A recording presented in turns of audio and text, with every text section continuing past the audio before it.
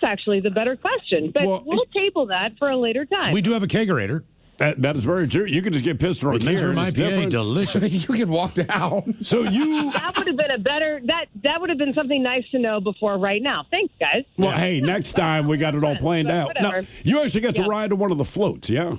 I did. What is the perspective like, right? You know, we're on the perimeter, and I see these floats going by. You just hear this insane roar of people. But to be sitting on one of these floats and go by 1 million people all screaming happiness, I mean, are there even words to explain what that's like?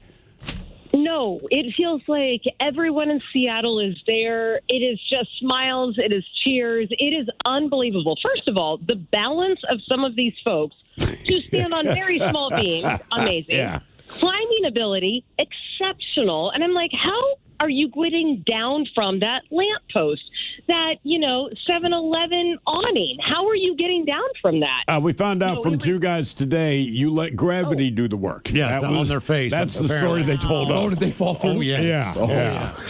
Well, the last we talked to you, you were down in San Jose, San Francisco. Yes. And it was Friday afternoon, and the game hadn't been played yet. And then you were supposed to go down. How was the actual Super Bowl experience for you? It was awesome. It was awesome. Although I totally disagree with the headlines that said the game was boring. It was not boring. That is not what it felt like on the sidelines. Our defense felt amazing, and also the pit in my stomach did not go away until the fourth quarter. Ted was totally right with A.J. Barner. Thank you, Jen. Thank you, Jen. I have been telling everybody.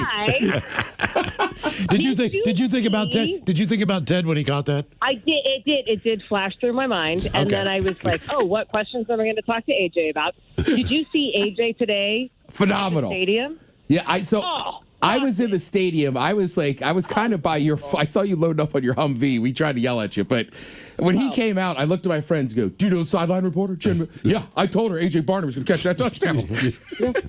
It's true. You did. And if there is anybody built for today's moment, it was AJ Barner. He owned that stage. It was. Was really cool. Miles Thrill, did you see his jacket and everything? Yeah, I did not. Like the fur, and then he was He the had moment. like a hat on. Yeah. It was What's it he like? owned the moment. What's it like being in a locker room when a team wins a Super Bowl? Well, I still smell like cigar smoke, and you know what? Here's the thing that I keep telling people: it doesn't feel the way you think it does. Like, you think that holding the Lombardi Trophy is the biggest thing in the entire world, and it's not. And the guys actually said so. And I held the trophy, and it's freaking awesome. And I love the Instagram post. Like, I love being able to have that photo. What, on the plane, or on the plane, or in the locker room? Which one? So I held it on the plane, and I watched everybody hold it in the locker room. And then we partied, and it was ludicrous, and it was T-Pain. It was awesome.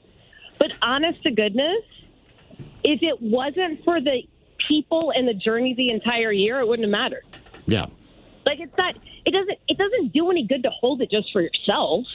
Like, it really is about, hey, the ups and downs, or how you learned who people were, or the experience. It's pretty awesome. And when you ask people like, oh my gosh, how does it feel? It's kind of an ambiguous question, and just like a moment they can't quite put into words. And all of the guys deflected and defaulted to, man, I love my team. I'm sad I don't get to play with this team again. Meaning there are free agents who are going to leave. There's guys who are going to be traded. That sort of a thing, right? We had the we had the Super Bowl trophy in our studio, and it was amazing just how fingerprinted up it is. Oh yeah, it's not sexy. It doesn't. How light it is. It is light, shockingly light. It is super light. I know. I was surprised, and then they started passing it around on the plane. I was like, oh, I'm not going to throw my shoulder out by just passing it backwards. Gotcha. That's crazy. Yeah. What was the plane like? The plane ride home like? As far as had it sunk in yet for most of the players? What had happened?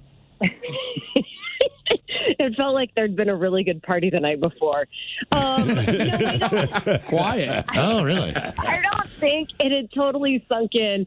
I do think there was part of the sadness of realizing, look, when you have been on the same schedule and routine for how many months had that been? Since August. There's like this really weird, oh my gosh, what happens next? Like, what am I supposed to do? I'm not supposed to go to the weight room. We're not going to practice. We're not reviewing film. What am I supposed to do? Smoke weed and eat pasta. Going home. Like it's a really weird feeling where you almost are like unhinged in a way that you would be like, oh, I'm just going to be binge watching series of, I don't know, any number of shows. Well, I hope most of those guys after today have bags packed for Hawaii or Cabo or some place to get a couple weeks away. Vegas, Miami. They will. They will get away, but our off season is going to be really short. You know, you're going to be a little bit of a disadvantage going into next year because you played till the very last week of the season, which is awesome. You're going to have a lot of responsibilities and media asks and parties, and eventually, you know, rings will be passed out. And so there's going to be a little bit more activity in the off season than you might have experienced before. True. And they're going to have to kind of work through that going into next year. But, yeah, it's been awesome. This is the closest group of guys I've ever been around, and it was very fun. What about Coach Kubiak? What was his? Because you know, obviously he's one of the first people we know that are moving on. I mean, it's got to be kind of a bittersweet thing. You always want to move up to that next level in any profession and to take over a franchise. But there's got to be bittersweet to some degree, sure. I would guess. Yeah, and I talked to him at the party, actually, and I went up and I gave him a hug, and I said, hey, man, we'll miss you, and, you know, I'm sorry to see you go, and I didn't really get into the specifics and the details, but he did appreciate his time in Seattle. I mean, he said he felt comfortable. His family liked being here. He really liked the team. He liked the media that he had interacted with. Oh, quit bragging. Yeah. Do you think the players were kind of blown away today by just the turnout of the parade? Yeah, I think so. I mean, just to see what they've done and lifted up a city. I think even the people that went to the parade were stunned at how many people were at the parade. I mean, that was unprecedented. Yes. Start to finish, and not just on the parade route, but when you looked up some of the cross streets, oh my gosh, guys, it was unbelievable. Yes. Yeah, that's crazy. That is such a cool thing, man. Yeah, and to hear, I mean, it's funny to hear you just echo how much they all said it was the closest team and they're just going to miss it. That's just awesome. Yeah. What do you think about next year? Yeah. Honestly, I know it's a little bit early to talk about that. I mean, we're still celebrating, obviously. Sure. But pretty solid team. Young team, not a lot of contract issues. Yeah, you would think Your that this is window's one. wide open, right? Yeah. There are a few question marks, and you got to figure out who you're going to pay, and you got to figure out what you're going to do with Ken Walker, and if you franchise him or not. But the window's wide open, and we'll see what happens. We understand what happens now. I think with hindsight being 2020, you understand what that feels like, and then what action looks like when you get to that point, right? There's going to be changes to the team. There always are. Right now, you are at the top, but you are going to be the hunted. So we will see how that all plays out. But you have to think that you go into the season being the favorites, and this defense, man, that's ridiculous. Does Coach McDonald? Does Coach McDonald does he just have to hire like a 25-year-old dude so you can have the same OC 2 years in a row for a change? I think it's been here 2 years. He's had 2 offensive coordinators. Honestly, I think they're going to go inside for the hire just to keep some consistency because you know what that scheme looks like, right? Okay. And because you want somebody who understands the talent and the scheme and what you've got in the system. Yeah, I'll tell you this. People talk about the defense. They talk about Darnold. They talk about the running game and everything else and the receivers that play so well. But I'm just going to say it. Best special teams in the league. So it doesn't get talked about a lot. Unbelievable. But as far as a team goes, that punter was sick. Yeah, and nobody talks about punters, and I don't either. But after watching this guy in the Super Bowl, I'm like, look, as far as punting goes, I'm excited to see this guy because it is unreal where he keeps dropping this ball, man. He was so good. Yeah. I actually talked to him about that yesterday. I didn't want to talk to him during the game because there was too much going on. So I don't know what they said on the TV broadcast because I'll watch it this weekend. It was unbelievably windy during the game. And Michael Dixon and I talked yesterday, and he goes, yeah, the conditions were perfect right up until kickoff. And the minute the sun went down behind the stadium, which we all kind of knew, we knew that was going to happen, the wind kicked up to an unbelievable degree. So the way he was able to place those punts, the way J.M.I. was able to hit those kicks, I don't think it was appreciated enough given what was happening on the field. Jason Myers was 2 of 4 in Week 18 against the 49ers in that stadium. It was the worst stadium for opposing kickers. It's really hard to place the ball you want where you want it when the winds are swirling, and those guys nailed it. So, yes. 100%, those guys deserve a lot of credit. Yeah, you were. Look, you mentioned that on Friday. Between know the kickers, I know the tight ends. We should coach a team. Right. We make a great team. Well, Jim, will you do some analysis next year, Ted? Yeah. Say less. Say don't even throw it out there. Will you do a shot for us down there? I 100% will. Yeah. Okay. All right. Thank you so much. Hopefully, we will get you in, and we can do a shot of the shot of the day. You know? I would love to. Well, thank you so much, Jim. Right. Keep on drinking. All right. Talk to you later. See you later. Jen Miller, everybody. Coming up at 5:08, we will drink and toast with a shot of the day. You are listening to The Men's Room.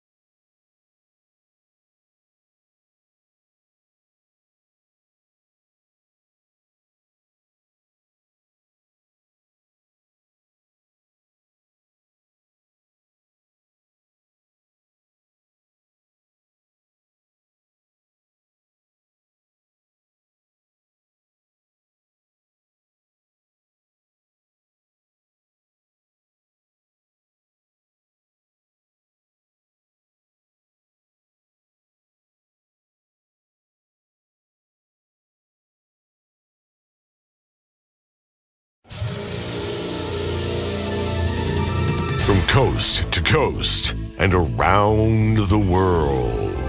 If it's not important, you'll hear it here, exclusively on In Action News.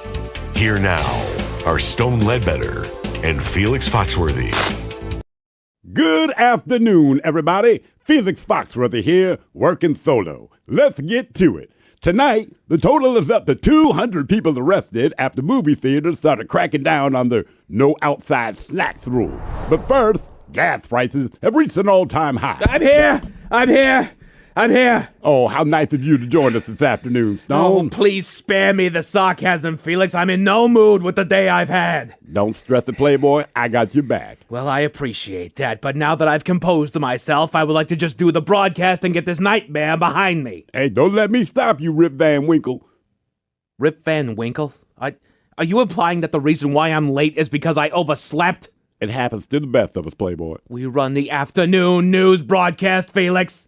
Rip Van Winkle slept for 20 years. That includes afternoon, Stone. I know the story! Please, let's just do the news.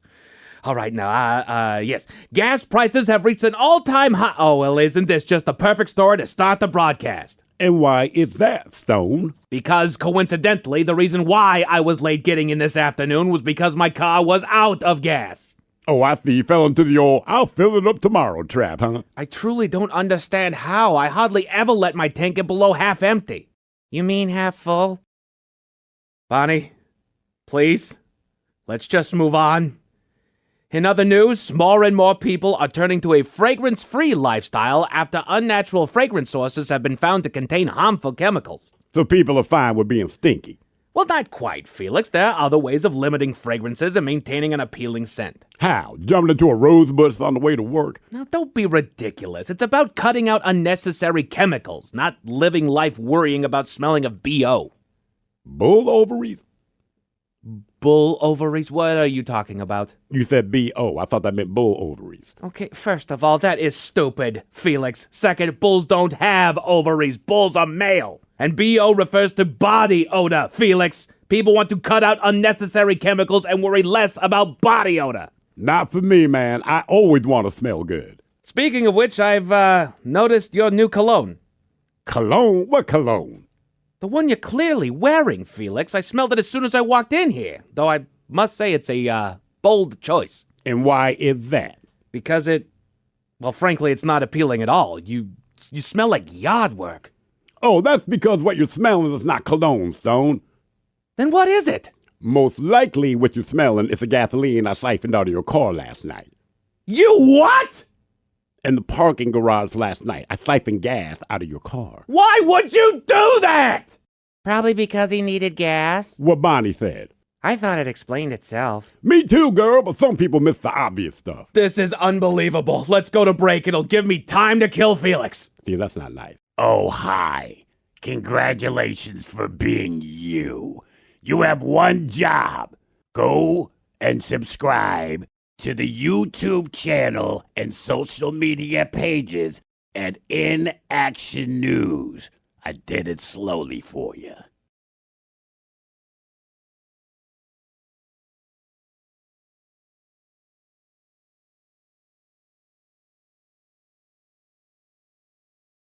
Live Night, the livest radio you will ever see. Everything is performed live. Live hosts, live sound effects, live voice actors, live screw-ups, live laughs, and of course, live music. The Daily Mix Show, totally live. The Men's Room, totally live. Live Night returns February 13th. Live Night 2026. Yachty and Naughty. No flares, no lifeboat. All live. What could possibly go wrong?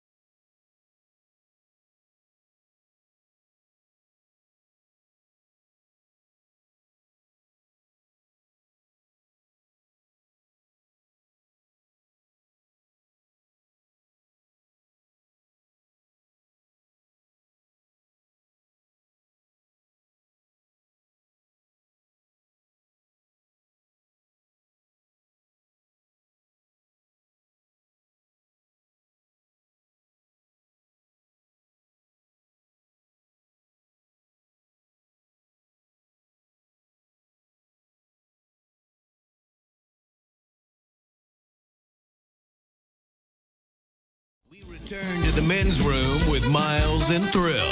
Once again, thanks to Seahawks sideline reporter Jim Mueller for stopping by the program, enjoying a beverage. She's about to get drunk. We interrupted her beer.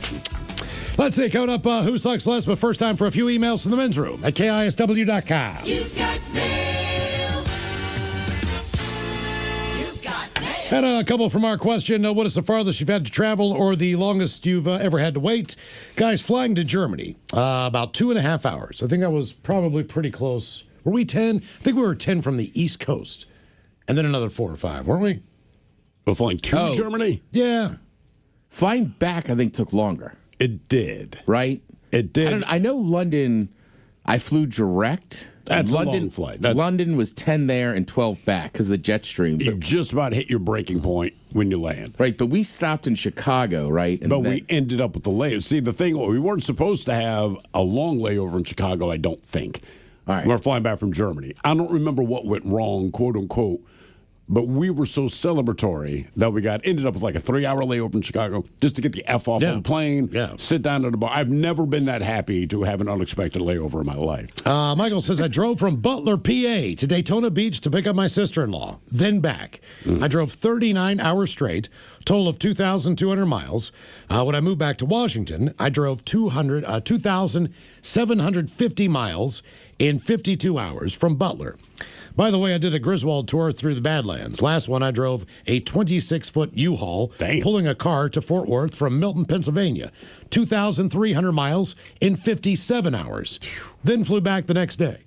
It sounds like hell. Mm-hmm. It does. Also, it's Butler. I was going to say Butler, PA, man. Shout out to Mama Rosa. They got a good high school football team. They do. I have a buddy from there, but even he would be like, and this is before anything happened with President Trump. Sure. So now people know that town, but I was like, ugh. Guys, I rode Amtrak from Pittsburgh to Seattle 3 times. It's great if you get a sleeper. All your meals are paid for, and you can drive. You can drive in your room if you want. Drive in your room? I don't know if you that's a really big train. Yeah, that's a little bit weird. It's a big room. Okay. Oh, let's see here. Time for a couple birthdays brought to you by Men's Room Roasted Red Salsa from San Juan Salsa Company. Dip responsibly. What do we got here? Birthday shout-outs. Best day ever to Leighton in Tacoma, who just got back from the parade. Thank you for a parade on my day. Could I please have a big old bong rip and an Obama drop the beat? Love you guys. Drop the beat. We did throw that parade for you. Happy birthday. Yep. Seahawks showed up. I thought that was cool of them. Oh, man. This guy on our X account, Curtis, said he flew from Perth, Australia to London, then London to Seattle. Almost 30 hours in flight time. Oh, God, so long. All of Magellas, please help me wish my dear, beautiful friend Nicole a happy birthday. She's a very special young lady who I feel is blessed to have in my life. Her laugh is infectious, and her smile lights up the room when she walks in. She has such a kind heart and beautiful soul, had fun adventures together, and are looking forward to many more. So please give her the dirty Germans talking about how sexy redheads are, some dad jokes for Miles, and Mike's Jennifer Coolidge impression. Happy birthday, Mini-Me. I love you to the moon and beyond. Thanks, guys, and stay beautiful. That from the Ginger Midget, the Elk Plain Drifter, and Amy Jean. Yeah, the thing I like about redheads is they never shave down below. It's like they want you to see all the red they have to offer. Yeah, it's wild, though. It's like a foresty slip and slide. Yeah, it is. It's like a forest fire, Smokey the Bear pops out. Only you can get up in this. Is that what he says? Yeah, that is what he says in Deutschland. Dad jokes. Guys, did you know that Bigfoot is sometimes confused with Sasquatch? Oh, yeah? Yet he never complains. A vegan and a vegetarian jump off a cliff to see who will hit the bottom first. Who wins? Don't know. Society. Couple more.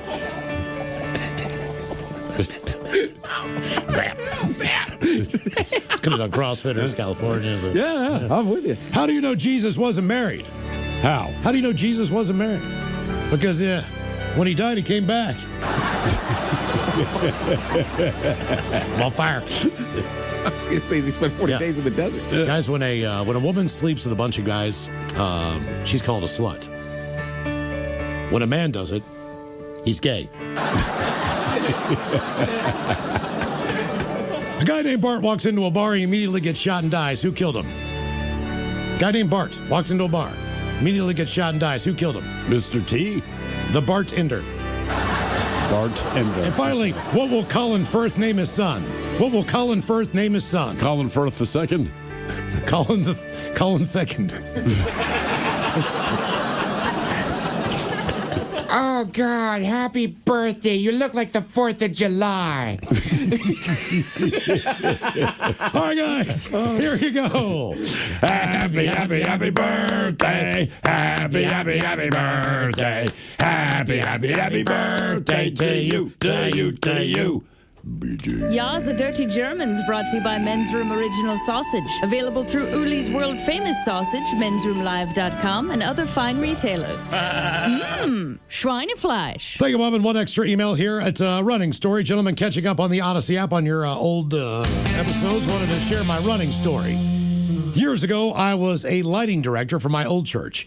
And if we had an event coming up, I, along with my brother and friend, stayed late setting up and programming all of the lighting. Called it quits one night around 3 a.m., shut everything off, and went outside the hallway that has a nursery at the end of it. This was the fastest way to get to the parking lot. As we get closer to the nursery, we hear kids laughing. We all looked at each other and sprinted through the exit. It basically ice skated to our cars because it was 30 degrees out. And we didn't wait for our windows to defrost. We stuck our heads out of the window and peeled out. Came back at 9 a.m. to prep for the event to start and investigate the nursery. Turns out the nursery has a laugh track that they play so when kids get dropped off, they're not scared. Don't judge us until you've been in a big empty church at 3 a.m. P.S. Any stores down here in the Tacoma area selling San Juan Men's Room roasted red salsa? Cheers, boys. That's from Justin in Tacoma. Mike, do you know, is the Thriftway maybe down there? There's a Central Co-op that's down there off of Pearl that might, I know that they have the beer brats, so they might have the salsa. Very nice. Okay, very good. Coming up at 5:08, we will drink a toast with a shot of the day, but first. Now, the men's room wants to know who sucks less? Yay, time for Who Sucks Less. Stephen Thrillhill, you bring us 3 stories from the news each and every week. They always suck, but it's up to us to determine out of these 3 stories, which one sucks the least. Now, if you happen to like the Men's Room on Facebook or follow us on X and Instagram at Men's Room Live, the debate is already underway on Who Sucks Less. All right, let's just get to it. Now, you might remember this first story from earlier this week. I believe it was on Monday, but it involves a daycare teacher in Illinois. She's been accused of giving several toddlers laxatives after telling the children that the items were candy. Giselle Juarez, she's 23. She's been charged with 3 counts each of attempted aggravated battery, causing bodily harm to a victim under the age of 13, and endangering the life or health of a child, both of which are misdemeanors, which seems like a lot to say for something that's a misdemeanor. Anyway, the St. Charles Police Department, they said that at about 9:45 a.m., it was contacted by multiple parents that their children attending the Learning Experience daycare there had been given a chewable laxative by one of their care teachers. Officers responded to investigate and confirmed, in fact, that the incidents that occurred, each child was 2 years old or younger. Now, one of the affected children's parents said, quote, "My child was still suffering from constipation, which the doctor said was going to be a side effect of the laxatives of coming off of laxatives." The kid, by the way, just 17 months old. Now, the parent added that the child had been suffering from diarrhea for 2 months. So this is not like it was a one-time deal with this woman. And doctor's visits, plus they switched the toddler's formula. None of this would fix the problem. She says, quote, "We thought it could have been a virus, and that turned out to be negative. We found out from the director that she had fired her employee because she was giving them laxatives and saying it was candy so that they could get sent home because she was overwhelmed." Well, police said the suspect does have an upcoming court date, though presently unclear when that appearance is scheduled. So initially when I heard that story, I thought it was a one-time thing. At least 2 months. Have given these kids laxative and they're just pooping themselves crazy. Which, look, she might just think, the kids are pooping. The thing about diarrhea is it's dehydrating. Yes. Right? The kids are actually in danger at that point. I mean, come on, man. All right, now we go to, where the hell is this? We go to Virginia, where a fire chief, he was caught on camera throwing a disabled man's phone. over a hedge. Well, the fire chief blamed his actions on having PTSD. So John Linden, he held the post of station manager during his 32 years at the Norfolk Fire Service. He's claiming that he was unfairly fired after an investigation found that he committed misconduct. He's claiming he was dismissed unfairly, having been discriminated against for having PTSD. He told the court that years of physical abuse as a child, as well as traumatic experiences in his job as a firefighter, had contributed greatly to subsequent mental health difficulties. And he said this made him react in a, quote, heightened manner when a guy who goes by the name of Wheels Media, this guy's in a wheelchair, and he posts videos, he goes by Wheels Media, that says he became aggressive after ignoring advice to leave the scene. Now, explaining how this guy's phone ended up over a nearby hedge, fire chief said, well, he reacted in a split second to deflect the man's swinging arm, which resulted in the phone being lost. The problem is, video of the situation does not show the guy in the wheelchair swinging on it. Anyway, responding to the former station's manager's claims, a lawyer says, look, Mr. Linden's behavior during the incident was not driven by PTSD. Instead, this was his normal way of reacting to any kind of situation. It should not be attributed to any kind of previous drama. So there was a guy in a wheelchair. I do not know what the conflict was, but he snatched the guy's phone and just threw it. His excuse for why he did it, can't say the excuse is not true, but how he described the situation, patently untrue. Yeah. So they fired his ass. Now we go to Pennsylvania, where a fire company, they're accusing municipal officials of denying them use of fire hydrants and telling firefighters to, quote, let the building burn. So in a statement released, the MMP&W Volunteer Firefighter and Ambulance Company, which covers 4 towns, they said that the Mercersburg Water Authority officials informed them they were no longer allowed to use hydrants that are owned by the authority. So according to the statement, the volunteer firefighters have responded to a barn fire last Monday. Now, due to freezing conditions, water draft sites in the area were unusable for fire crews, so they relied on hydrants from the Mercersburg borough to support the firefighting efforts. Now, following the fire, that's when they said the fire chief received a call from the Mercersburg Water Authority. And during that call, the fire chief was told the department was not permitted to use hydrants and told that in the event of a fire in that particular town, quote, let the building burn. The fire company also said the chief was told it's only one building. Well, in a statement, the fire company alluded to ongoing challenges and disagreements with municipal officials. Meanwhile, the Water Authority, they issued a statement addressing some of the concerns raised by the fire company, and the statement concedes the fact that the Water Authority, their chairman, Ed Twine, he did make the let it burn comment, but that was his own sentiment and does not reflect the opinions of the authority. He's just the guy that runs it. Anyway, while admitting that the water system has challenges and limitations, the fire company called the authority's actions a blatant neglect of fire protection planning, which I think is fair. So those are your stories. We have the daycare worker that's feeding little kids laxatives so they poop themselves and get the hell out of her face. Right? That's the long and short of it. We have the fire chief in Virginia who knows what happened, but grabbed the phone of a wheelchair-bound man and just threw the bitch over some edges. And then finally, we have the Pennsylvania Water Authority, which has told the volunteer firefighters, you can't use our hydrants. Just let the buildings burn. Okay. Now, if it's buildings, I don't know if that means homes. I don't know. But either way, if it is a home, they're not permitted to use the fire hydrant. They can't use it. Right. Okay. Well, that can be a bad thing. But why can they not use it? But I don't know, man. But I'm just saying, like, what's the point of a hydrant if the fire department can't use it? And the thing is, apparently they have some backups, but because of the temperatures there right now, below freezing, like whatever their other sources are, like, we can't access that because it is frozen. The hydrants are still flowing, and the authority's like, dude, what are you doing? It has been cold. It is called a fire hydrant. Okay. I'm going to say the fire chief, I think the one that sucks the most, believe it or not, is because nothing has happened yet in Pennsylvania. If somebody dies in a fire, then I'm changing my story or the way I look at this. But a daycare teacher in Illinois, that's pretty bad.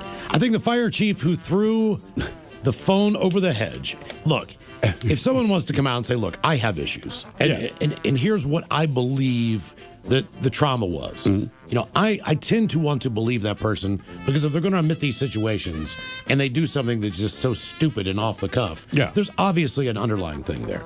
So for however you got there, you might not be the right person to be the fire chief, but also he's just saying that. He could. That is him. I'm not saying that it's not true. I'm just saying he's the only one to put that forward. It's not like some psychologist said, yeah, I've been working with him. He's just saying, I got problems. And he does. He does. And he does. Can't argue that. No one got hurt. The phone went over the hedge. I'm going to say the daycare teacher in Illinois sucks the most. Because something could have really bad happened to one of those kids. And they were toddlers. Yeah. They were 17 very months young and younger. kids. So I'm going to say because of that, look, if you're overwhelmed, that's one thing. Talk to somebody. See if you can get some help in the daycare or whatever. But don't drug the kids with laxatives to the point where they have diarrhea for a month and a half. It only sounds funny. So I'm going to say that one sucks the most. And the fire chief sucks the least. I think it's easy to say she sucks the most. Or he. Yeah. I don't know who. It was a she, yeah. All right, it was. Also, Thrill's right. I mean, they're children that now have diarrhea. That is a mess. Like, and they could be dehydrated. Sounds funny, but it's really, really Especially not, if you have no idea why this is happening. And these kids cannot explain the situation, right? The whole thing in Pennsylvania, I just don't really fathom. You're the water authority. They're fire hydrants. It's the volunteer firefighters who show up to put out a burning building in your town, and the water authority's like, yeah, but you can't use our hydrants. I don't understand. And the fire chief that threw the phone over the hedge. Right, you said he's in a wheelchair and that's his thing. He does media, but no. He's not in a wheelchair. The guy whose phone he threw was in a wheelchair. Correct. Yeah. But did you say he does like media? Yeah, but Wheels Media with a Z if you care. Yeah. I do, because I looked it up and it was an automotive magazine. Oh, no. So I'm going to say he sucks the least, this fire chief. Just because I don't think it had anything to do with the fact the guy's in a wheelchair. I think I don't think it's that. I think it was more of like this guy just didn't want to talk to media about what, I don't know, it was a car accident, a fire, whatever. This just seems like a guy annoyed with another guy. That one's kind of funny. I have to admit. This picture into my head, I'm like, I keep giggling. Debate continues on Who Sucks Less. If you like the Men's Room on Facebook or follow us on X and Instagram at Men's Room Live. All right, coming up at 5:08, we will drink, we will toast with a shot of the day.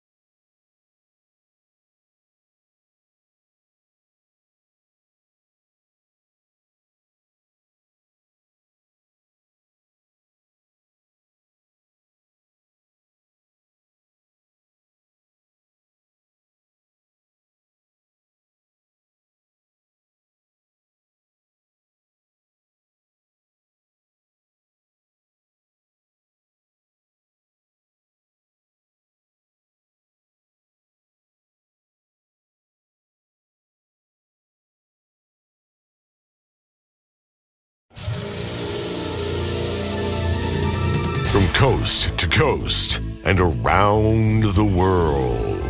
If it's not important, you'll hear it here, exclusively on In Action News. Here now are Stone Ledbetter and Felix Foxworthy. Good afternoon, everybody. Felix Foxworthy here, working solo. Let's get to it. Tonight, the total is up to 200 people arrested after movie theaters started cracking down on their no outside snacks rule. But first, gas prices have reached an all-time high. I'm here. Oh, how nice of you to join us this afternoon, Stone. Oh, please spare me the sarcasm, Felix. I'm in no mood with the day I've had. Don't stress it, Playboy. I got your back. Well, I appreciate that, but now that I've composed myself, I would like to just do the broadcast and get this nightmare behind me. Hey, don't let me stop you, Rip Van Winkle. Rip Van Winkle? Are you implying that the reason why I'm late is because I overslept? It happens to the best of us, Playboy. We run the afternoon news broadcast, Felix. Rip Van Winkle slept for 20 years. That includes afternoon, Stone. I know the story! Please, let's just do the news. All right, now, yes. Gas prices have reached an all-time high. Oh, well, isn't this just the perfect story to start the broadcast? And why is that, Stone? Because, coincidentally, the reason why I was late getting in this afternoon was because my car was out of gas. Oh, I see. You fell into the old "I'll fill it up tomorrow" trap, huh? I truly don't understand how. I hardly ever let my tank get below half empty. You mean half full? Bonnie, please, let's just move on. In other news, more and more people are turning to a fragrance-free lifestyle after unnatural fragrance sources have been found to contain harmful chemicals. So people are fine with being stinky. Well, not quite, Felix. There are other ways of limiting fragrances and maintaining an appealing scent. How? Jumping into a rose bush on the way to work? Now, don't be ridiculous. It's about cutting out unnecessary chemicals, not living life worrying about smelling of B.O. Bull ovaries? Bull ovaries? What are you talking about? You said B.O. I thought that meant bull ovaries. Okay, first of all, that is stupid, Felix. Second, bulls don't have ovaries. Bulls are male. And B.O. refers to body odor, Felix. People want to cut out unnecessary chemicals and worry less about body odor. Not for me, man. I always want to smell good. Speaking of which, I've noticed your new cologne. Cologne? What cologne? The one you're clearly wearing, Felix. I smelled it as soon as I walked in here. Though I must say it's a bold choice. And why is that? Because well, frankly, it's not appealing at all. You smell like yard work. Oh, that's because what you're smelling is not cologne, Stone. Then what is it? Most likely what you're smelling is the gasoline I siphoned out of your car last night. You what? In the parking garage last night, I siphoned gas out of your car. Why would you do that? Probably because he needed gas. What Bonnie said. I thought it explained itself. Me too, girl, but some people miss the obvious stuff. This is unbelievable. Let's go to break. It'll give me time to kill Felix. See, that's not nice. Thank you for watching. Please like and share this video. It helps us a lot. And be sure to subscribe to our YouTube channel and social media pages at In Action News.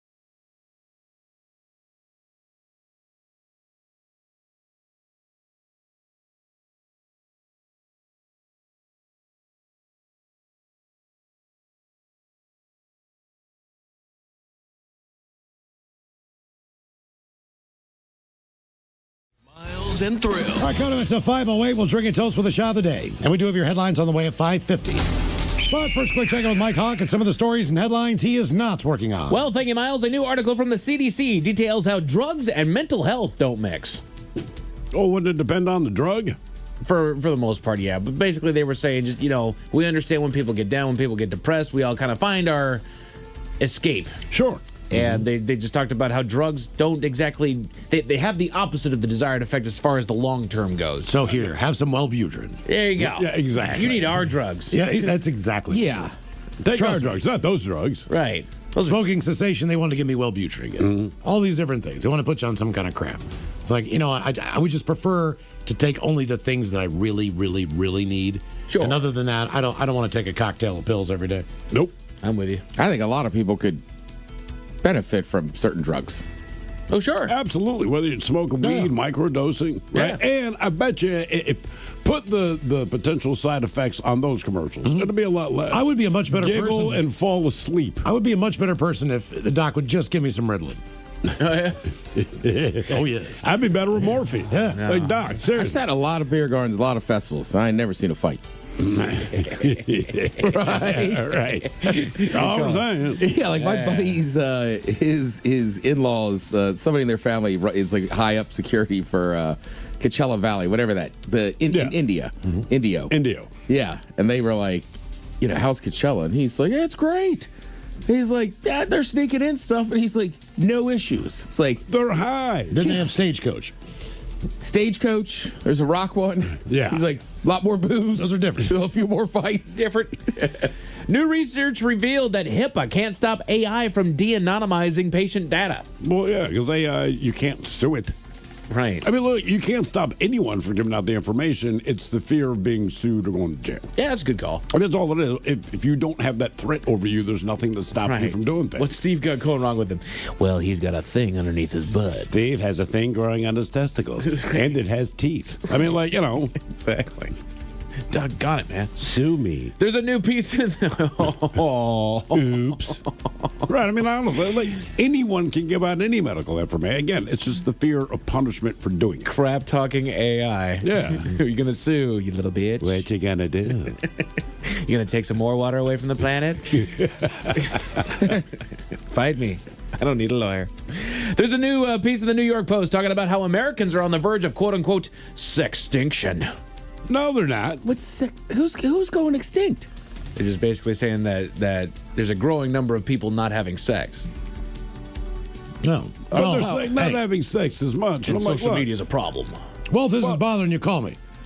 Right? You know what I mean? If you're out there and you're lonely, Right. you know the number 206-803-ROCK. There you go. 7625. I'll come on over. Got this taken care of. We'll knock this out. Hey, dude, Charles. Hey, man. It's been a while. Miles, I heard. What was your buddy? I'm feeling a little dry. Roger. Hey, man, it's Roger. Hey, man. I heard the call out. I'll buy the ticket in. You didn't go home with me that night, but Put you up in the Captain Cook. I've been waiting for you. I won't go extinct either. Would have been pretty dry, you know what I mean? Dude, that guy was big. Don't you know? That dude was big. He could have drugged me out and I'm big thrown me in his car, Miles. man. Scared. Miles, I miss your pretty All I mouth. wanted was my halibut cheek bites. Good, I like it when you're scared. I like the idea, too. You're ordering halibut cheek bites. Yeah. I mean, They're fried and they had them I'm in a sure bar. they're delicious. You got old Roger looking down at you like, let's have some cheeks. Nice little ale way to dip it in, probably. I want to have some cheeks, too. I like how you handle them cheeks, boy. I just heard butt and cheeks. Chewing those cheeks, aren't you? I got a butt and cheeks. And I named my butt Hal. So it's If you're in Alaska, if you're in Anchorage, get the Ask for halibut Roger. cheeks. Yeah, Roger will be right behind you. I got something close to that color that you can eat. I was also the only guy in there without a beard. Ooh, I like that clean face. Oh, man, you know what that means? You let the Gerber, Smooth and baby. easy. That ain't gonna scratch with it. Exactly. I'd let an orca do it. That's about it. An orca doesn't ask. Oh, guess what we about to do? Guys, guess what happened to me? Orca. I was sodomized by an orca. And I ain't too proud to admit it. It's kind of weird. You know?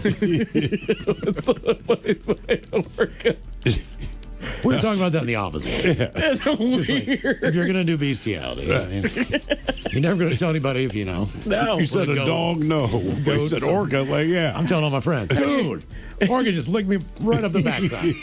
Could you believe that? Unbelievable. How do you go to group therapy with that? I'm not even upset. Even the people in group therapy would have nothing to say. I don't even Right, talk everyone's about it. always encouraging, like, I'm sorry, did you say an orca licked your backside? He did. It did, man. Yeah. Huge, big fish. My name is Miles. I'm a sodomizee. But if it's a goat, I ain't telling anybody. Orca whale. Even if I like it. Got his whole tongue in there. And then no one will ever know. He hit me with the clover leaf. But an orca, I'm getting a shirt printed. He can fold his tongue. Once he got used to it, it was kind of good. See what happened to Miles? He went to SeaWorld. You're not going to believe this. Pulled his ass in the pool. This orca Just licked his backside for 20 minutes. Oh, baby. That tongue is huge. Just throwing them sardines behind my shoulder. Don't even need a bidet anymore. One wipe Charlie is what we call him. Yeah, been sitting on his blowhole. Yeah. He's made it vibrate, man. Don't stop till it comes. Okay. You ever defecated in an orca's blowhole? It looks like when a sewer main breaks. You weren't real happy. I told him, quit wiggling. So people aren't having sex. People ain't having sex. All right. Go away. Sex station. That's where we're at. Thank you for bringing it around. Yeah, I got you, man. Okay. Put your thinking caps on, Jess. Time for the Merriam-Webster word of the day. Starts with an O. Orca. It's gotta be orca. I give you guys a 1% chance of success. Ain't no friggin' way if you guys get this. It's a noun brought to you by the letter T. It's actually a double word, if you will. All right, tatas. But it's in general use. It refers to something existing in an original pristine state. In philosophy, it refers to the mind in its hypothetical primary blank or empty state before receiving outside impressions. Again, this is something existing in an original pristine state. It starts with the letter T. T. T-R. I'll give you that. Thanks. It's two words. I hope the TR. word is true. Tabula rasa. What? Learn a little something. Yeah. Can they put words in there that we use? No. That's what I'm saying. We need to start taking them know. out. Like, we keep Jesus talking about how Christ. we've added this one. Like, screw that. Yeah, no one says that. Put them in the Hall of Fame. How about that? The Merriam-Webster that's Hall not- of Fame. I said we should have two dictionaries. A dictionary of all the words in English language and a dictionary of words you actually effing use. Correct. France is sending letters to 29-year-olds telling them to get a move on with having children yet again. We're in sextinction, Ted. Jesus. Why does everyone want everyone to have more children? I don't know. There's been a growing look- thing in the past, like 5 years, where all of a sudden everybody's up in everybody We're else's not business. going to go extinct for lack of sex, right? If we go Right. extinct, that's something stupid we did. But, like, look, maybe your birth rate is down. Sure. It will come back. But the idea, like, look, it's a strain on your resources. Right. I'm just saying Yeah. that practically from my point of view, but also putting them out in the world, with Right. tax money there's paying for school. I mean, there's all the crap. Like, Shouldn't we be So what is celebrating? it? Shouldn't we be celebrating people that think twice before they have kids? Or Well, actually, these people that age group are struggling. Right. They don't have money. They don't have enough money now, and you're like, I can't believe they're not pumping out kids. we're not here to solve the problems, Ted. Right, correct. Right. We're just saying, yes, you will go broke. Yes, you're gonna. I mean, like, come on, man. Right. And I get the feeling if people were living. Well, actually, to be honest with you, if economically you're doing really well off, maybe you still don't want to have kids because you're Right. living really well economically. And the thing is that there are folks that get just outright outraged when people choose to not have kids. That's a selfish. Who's going to take care of you when you're older? Like, that's the selfish angle. I mean, Is who's gonna take care of technically, me? you. Right. Right. Yeah. That's the system Wait, we're so paying I'm into, selfish because I'm making you take care of me. I'm paying somebody to take care of me when I'm older versus making my kid take care of me. That's And also, selfish. I hate that argument. I never thought, when my wife was pregnant, I never thought like, whew, God help in the future. Right. That is, I don't think that way now. I certainly did not think it then. And then the more I know my kids, like, maybe not you guys. Your kids shouldn't be your retirement plan. Right. Right. Exactly. Come on, They are man. here for child labor. That's Exactly. In case you guys didn't know, the entire city of Seattle was descended upon throughout all hours of the morning and afternoon today because there was a major, major event in the way of the Seahawks Super Bowl victory parade. And that just made me think, what other big moments have we had here in the city of Seattle? The Men's Room Top 10. The Men's Room Top 10. So because traffic was absolute ass, I took forever to get in here and didn't have a whole lot of time to do some real research. So this is the AI overview when I type in the 10 biggest events ever held in Seattle. Ever. All right. All right. So it's got to be the World thing, whatever. World's Fair. No, not the World's Fair. The 99 things went sideways. There's all the riots and all that Yeah, crap. you gotta hang on to that one there. Okay. So at number 10, they go with the Klondike Gold Rush back in 1897 to 1898. Although I remember technically that. an industry boom, it was a defining city-shaping event that established Seattle as a major hub for Alaska, bringing all that gold back on down here. And basically built Aurora. Oh, really? That Is original what road, was? all the way north. No. That's why we have that. Aurora Borealis. That's okay. why we have two. No kidding. Yep. Fantastic. And look what Aurora is now. Well, they passed down that tradition. Oh, yes, they did. I'm looking for a gold It's mine. not two. What is it? It's 99. 99. Yeah. Yeah. I always think Ritchie Highway. Yeah, two's all the way up there. Yeah. The Super Bowl XLVIII win and parade. The Seattle Seahawks' first championship win, sparking one of the largest public gatherings in city history. I believe 750,000 people descended upon the city of Seattle Do that you year. guys think... do you think today's parade was smoother than that one or what? I think it was just because riding the light rail up here, I heard that it was done by noon. And based on what they were saying, I didn't expect it to get underway until 12:30. I mean, it really There's no just way that seems parade was done smooth by today. noon. They would have been having I think hall the bus. parade is done, Because I but was not in the that stadium festivities. till like 11:20. Okay. And the players were still in there when we left. Oh, damn. So maybe what I was hearing is that the celebration at the stadium was done. The parade had already moved and it was on Correct. its way. So that might be what it is. I had two stupid kids that were behind me. Is what I. Dude, it's oh my god! It ended already. It's like it's noon, bro. What did they said it was going to start at 11? The celebration. Not to be young. They're not going to wait for you. These kids were clearly skipping something. Well, yeah. I think they were And skipping they were school. going to be late. They were all by themselves. They were freaking out. Somebody was calling that they didn't want to answer the phone to. They sounded like a bunch of idiots. You should have turned and just looked them in the eye and said, look, as an adult, I can let you. Your parents know you're at the parade. Right. Just relax. Just answer the phone so that they at least know for sure where you're already dead, okay? They answer just the phone. want to make sure you're fine. Emerald City Comic Con, an annual event, the premier comic book and pop culture convention in the Pacific Northwest. How many people do you generally see when you make your way out there, Steve? Bro, it's hard for me to estimate because I don't know how many people, especially with the new convention center, which is beautiful, by the way, and huge, but it is packed. Although I think I get out of it this year, you see, because my daughter has tickets for Friday, but I have to go to work. So I'll get her there, but she's going to go in. And then Saturday, she already has a date lined up with a friend. Okay. Now, normally I accompany them, but this year there's been no ask. Okay. That said, for her birthday, we got her tickets to one day at San Diego Comic-Con. That one I'm on the hook for, and I am going. Sure. That is makes like sense. That's the preeminent that's the one. Mac But Daddy. that's why we got one day. We waited. I did not wait. My wife waited online for hours on this one day. And the way they do it, it's a real difficult thing to get into. The only day she can get was Thursday, which is opening day. Explained it to my daughter. She's like, don't care. So me and her are going to fly to San Diego in July and go to Comic-Con. Comic-Con is the days that I miss our old building. Because the windows in there actually looked up towards the convention center. Yeah. You could see everybody. You got to point out characters as they're walking up the street. It was kind of fun. The 10 biggest events ever held here in the city of Seattle. A massive premier gaming convention held at Seattle's Convention Center, attracting tens of thousands of attendees. PAX West. Okay. PAX West, yeah. PAX West. Never done that one. I've always enjoyed gaming. When it goes into like going to something like PAX West, I have a hard time getting interested in it.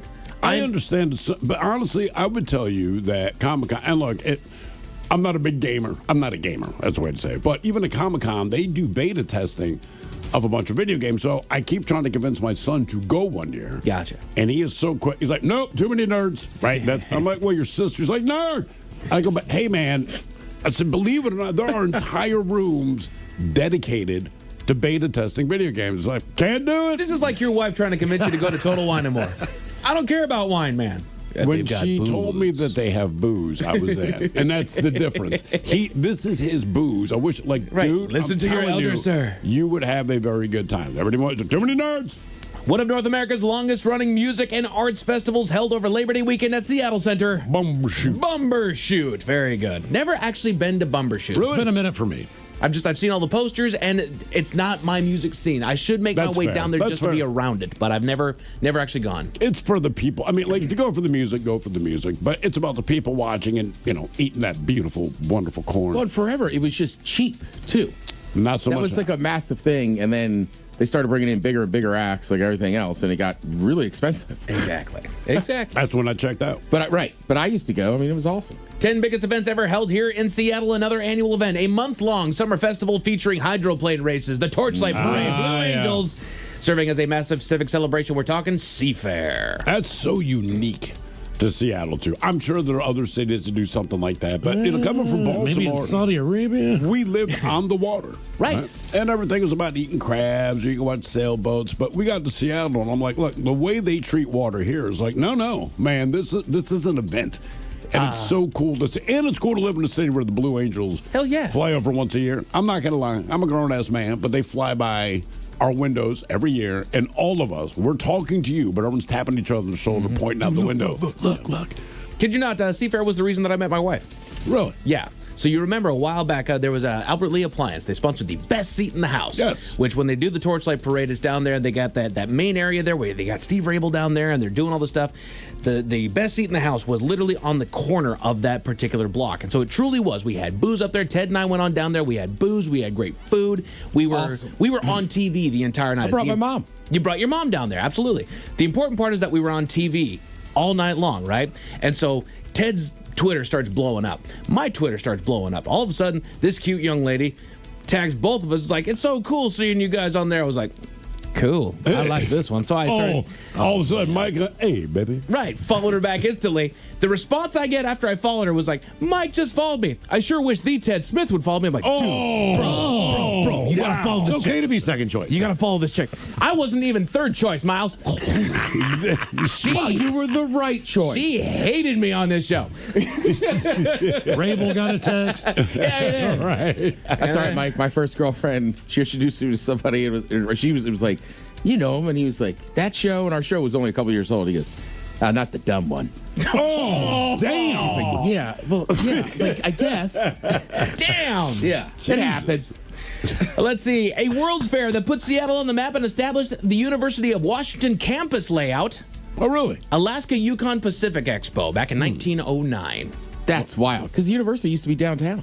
Right? Oh, I did not realize. I didn't know that. Oh, yeah, the whatever that fancy old hotel is. You guys probably stopped in that bar to have a cocktail. Oh, you have told me this before. It has that big circle in the front. That's the original Yukon. Okay. Yep. Biggest events ever held here in Seattle, as it was mentioned, massive international protest that shut down the city and drew global attention to globalization issues. The World Trade Organization protests back in 1999. WTO. I remember driving downtown. I forget what we were doing. We were going to some show or something like that. But I remember driving down here and I saw everybody on there, and I had no idea what was going on because I was 9 years old at the time. Yep. I know a guy that was in one of those contraptions and they couldn't move it because it would have snapped his neck. Oh, Jesus. That was part of the reason nobody could move them. They were like, right, you can move it, but jeez, a wisdom. Damn. Number 2, it destroyed 29 city blocks, but led to the city being rebuilt with stone and brick, transforming the downtown area from 1889. The Great Seattle Fire. Yeah. It took me way too long to learn about that. When I did, it was what happened here is absolutely devastating. I was still not taking that underground tour, but I heard it's all right. Same. I really want to, but after watching that fun little video down at the waterfront over there, over by the Google building, they got a fun little video that is way too song and dance and fun to describe a fire, the devastating fire. By the way, we're all familiar with the Great Chicago Fire, right? Oh, yeah. Dad, I thought about you last week. I'm one of those unexplained, whatever, going back in history. So we all heard about the Chicago Fire, the cow, blah, blah, blah, blah, blah. Did you know that on the same day, a town north of Chicago, still in the state of Illinois, basically burned to the ground, damn near everyone died, okay? Like 75% of the population died. but they couldn't get word out to let people know it had happened. And then they don't know that Chicago's on fire, okay? But Chicago's the bigger city. It gets all the national ads. So basically, like 3 days after this fire wiped out an entire town, and these were soot-covered people that had to travel, I think it was 75 miles. Oh, my word. To get to Chicago to say, hey, we need help. Chicago's like, oh, God, but it was on the same day. So they're like, no one ever heard about this fire that per capita was considerably more devastating. I felt bad. It's like the other city that Vesuvius destroyed. Right, Herculaneum or something like that. Exactly. You don't even know it. They never talk about it. Right. Pompeii's the one that gets all the song and dance. You wiped out 2 cities, but they're like, but we like Pompeii. Yeah, that's right. And then I'll leave you with this last and final big event ever held in Seattle, soon to be dethroned by whatever just happened downtown here. It defined modern Seattle by establishing Seattle Center, the monorail, and the Space Needle. Century 21 Expo in 1962, the World's Fair. Yep. Yeah, man. Elvis was there. Elvis was there. Kennedy was What's there really too. cool is that, one thing, I don't know if people know this or not, but most world fairs back in those days, they did do a needle-type structure. So Toronto has one. Yep. Knoxville, Tennessee. Knoxville. I've seen it. San Antonio? I don't know if it's they do have a. They've got something. It's like a giant ball on the top or something. Okay. Or I'm thinking They try to Dallas, build what is it? something. The Stratosphere in Vegas. Something iconic for the city. A jewelry thief in Turkey was able to make a quick smash and grab, but his choice of getaway vehicle is questionable there. What was that vehicle? Tell you all about it at 5:50. Thank you, sir. Headlines are coming up at 5:50. In the meantime, have we made it to drinking time? Somebody out there deserves to be recognized. And the men's room knows just who it is. So to you, we say, bottoms up, sailor. You're the toast of our shot of the day. Drink time it is, and as usual, we head to the drink desk and Steve at Thrill Hill to find out who we're toasting. It's still sunny. Yes, indeed. shot of It's the sunny day. outside. How It was about a nice that? day. 1 million people went downtown to celebrate the Seahawks' unprecedented second Super Bowl victory. All positive vibes, right? Yeah, I got some bad news, man. And I hate to be this guy, but I can't not bring it up. So today we chose 48-year-old actor James Van Der Beek, best known for playing Dawson Leary on Dawson's Creek and star of the movie Varsity Blues. Sadly, he passed away today after a couple years long battle with colorectal cancer. And he's around his wife and 6 kids. And look, I know that is a buzzkill. That is bummer news. But this guy, historically, and by anyone's account, is one of the nicest people, not just in Hollywood, but to walk the face of the planet, right? The Beak, he was the guy, he got to the point where, and this is when you know you're doing well, when you get to do cameos just being yourself. Yeah. Yeah. You know, just he shows up as James Van Der Beek, and somehow that made it cool. It's never, you're never too young to go get a colonoscopy. A lot of doctors will say 50 years old. No Keep in way. mind, yeah. He's 48. He's 48 years old with 6 kids. He found out in 2023. Do the math on that. So he's 46, counting for the fact this year isn't that old. But yeah, so he passed away earlier today. Left man 6 kids, man, and a wonderful wife. Again, like I said, I know today was a good day. I felt bad even when I was writing the shot, but I'm like, Van Der Beek but too. it's the Like Beak, he went man. through a period where he was kind of tired of talking about Dawson's Creek, Sure, and sure. Varsity Blues.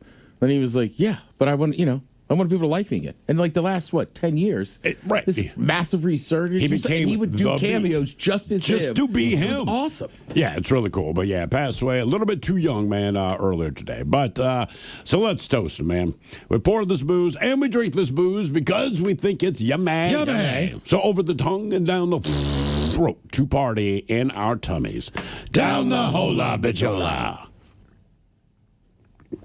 All right, let's get a contestant on the line now for Profile This, 206-803-ROCK. Profile This is next.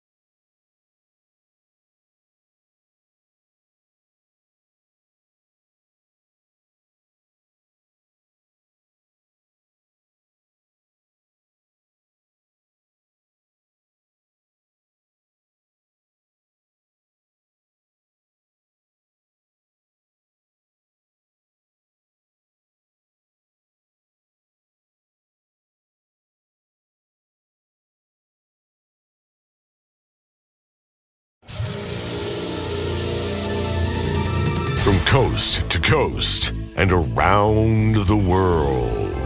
If it's not important, you'll hear it here, exclusively on In Action News. Here now are Stone Ledbetter and Felix Foxworthy. Good afternoon, everybody. Felix Foxworthy here, working solo. Let's get to it. Tonight, the total is up to 200 people arrested after movie theaters started cracking down on their no outside snacks rule. But first, gas prices have reached an all-time high. I'm here. Oh, how nice of you to join us this afternoon, Stone. Oh, please spare me the sarcasm, Felix. I'm in no mood with the day I've had. Don't stress it, Playboy. I got your back. Well, I appreciate that, but now that I've composed myself, I would like to just do the broadcast and get this nightmare behind me. Hey, don't let me stop you, Rip Van Winkle. Rip Van Winkle? Are you implying that the reason why I'm late is because I overslept? It happens to the best of us, Playboy. We run the afternoon news broadcast, Felix. Rip Van Winkle slept for 20 years. That includes afternoon, Stone. I know the story! Please, let's just do the news. All right, now, yes. Gas prices have reached an all-time high. Oh, well, isn't this just the perfect story to start the broadcast? And why is that, Stone? Because, coincidentally, the reason why I was late getting in this afternoon was because my car was out of gas. Oh, I see. You fell into the old, I'll fill it up tomorrow trap, huh? I truly don't understand how. I hardly ever let my tank get below half empty. You mean half full? Bonnie, please, let's just move on. In other news, more and more people are turning to a fragrance-free lifestyle after unnatural fragrance sources have been found to contain harmful chemicals. So people are fine with being stinky. Well, not quite, Felix. There are other ways of limiting fragrances and maintaining an appealing scent. How? Jumping into a rose bush on the way to work? Now, don't be ridiculous. It's about cutting out unnecessary chemicals, not living life worrying about smelling of B.O. Bull ovaries? Bull ovaries? What are you talking about? You said B.O. I thought that meant bull ovaries. Okay, first of all, that is stupid, Felix. Second, bulls don't have ovaries. Bulls are male. And B.O. refers to body odor, Felix. People want to cut out unnecessary chemicals and worry less about body odor. Not for me, man. I always want to smell good. Speaking of which, I've noticed your new cologne. Cologne? What cologne? The one you're clearly wearing, Felix. I smelled it as soon as I walked in here. Though I must say it's a bold choice. And why is that? Because well, frankly, it's not appealing at all. You smell like yard work. Oh, that's because what you're smelling is not cologne, Stone. Then what is it? Most likely what you're smelling is the gasoline I siphoned out of your car last night. You what? In the parking garage last night, I siphoned gas out of your car. Why would you do that? Probably because he needed gas. What Bonnie said. I thought it explained itself. Me too, girl, but some people miss the obvious stuff. This is unbelievable. Let's go to break. It'll give me time to kill Felix. See, that's not nice.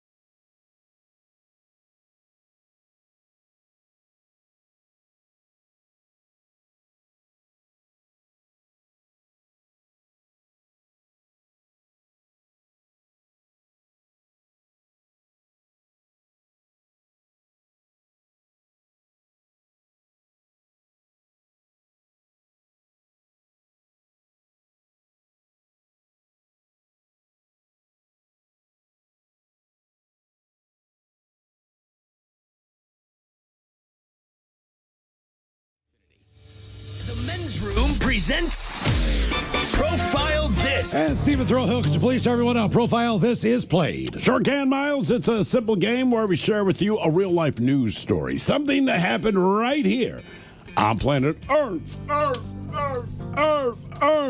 And as you listen to the story, based on the stereotypes you believe to be true of people and the decisions that people make, we'll ask you what it is you think makes a story a story. Hello, Nick. Welcome to the men's room. Hola. Hola. All right, Nick, you understand how this here game is played? I do. Fantastic. You have a choice today of one of 3 categories. Today we offer you the wonderful world of drugs. We have Bite Me. In other words, what did somebody find in their food? And finally today we have Seriously, where you guess the petty conflict that led to violence. Let's go drugs. That's right, go with what you know. All right, we go to Morgantown, West Virginia. That's right, home of our very own Miles Montgomery. Make me proud. Now, a man who is not Miles Montgomery, he has been arrested and he's facing charges after task force members in Morgantown say they found him in possession of drugs, including inside of his body. On February 4th, members of the Mon Metro Drug Task Force, they executed a search warrant at an apartment in search of evidence that Jerry Gibson, 45 years old of Morgantown, utilizes the residence, quote, to further the distribution of controlled substances, or as we call it, a freaking drug house. Anyway, when task force entered the apartment, they said a woman came out of the bathroom and she was detained immediately. They say they then made several announcements for anyone else in the bedroom to come out, which Gibson did alongside 2 other women. Brothers rolling deep. Anyway, task force members then conducted a search of the apartment, which yielded 12 grams of cocaine under the bedroom mattress, as well as $720 in cash. Gibson was then taken to the Monongahela, Monongahela. Monongahela.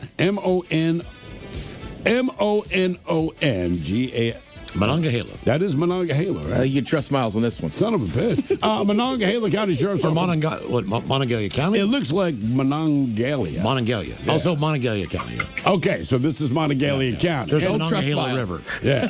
There's a lot of Native American everything. Yes. So they took his ass to the county sheriff's office for processing. Now, once he arrived, a full-body search of his person was conducted, which yielded more drugs in his delicious, tasty anus.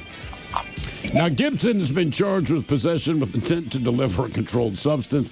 He's being held, blah, blah, blah. Look, the question is, what are the drugs that he shoved up that tasty, tasty backside? Mike, I don't know why you want me to say it like that. Yeah. Okay. The drugs on the backside. Was it cocaine? Was it meth? Was it heroin? Or was it fentanyl? Again, as Mike was saying, it's tasty. Tasty. I don't know why he made it twice. So cocaine, meth, heroin, or fentanyl. The Little Caesars approach. That's exactly what it is. It's a Caesar ring. You said they already found the meth on him. They found cocaine on his person when they got his ass down to the... So you're saying what was also stuffed? What was in the backside? The tasty Andes. I know for a fact there's cocaine in Morgantown, so I'm taking cocaine. I've heard.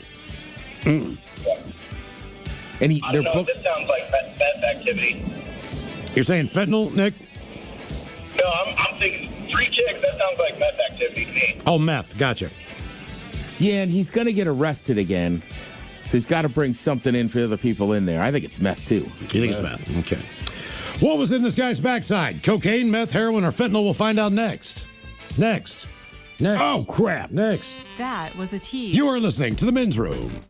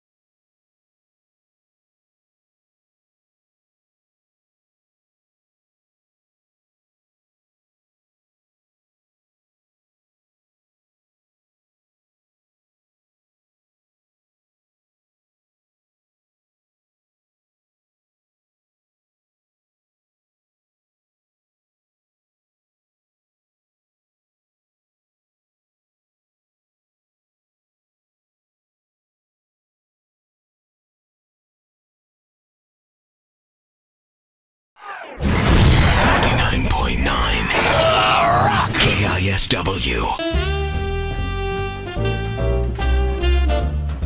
You can tell he says this isn't mine because this is sadistic. If Ted beats this one, I will have to think of a very good reward for him the next time I am in Seattle. And that is from Steve the Weatherman. Okay, so this is from an episode of Pinky in the Brain. Keep in mind that as far as Great show.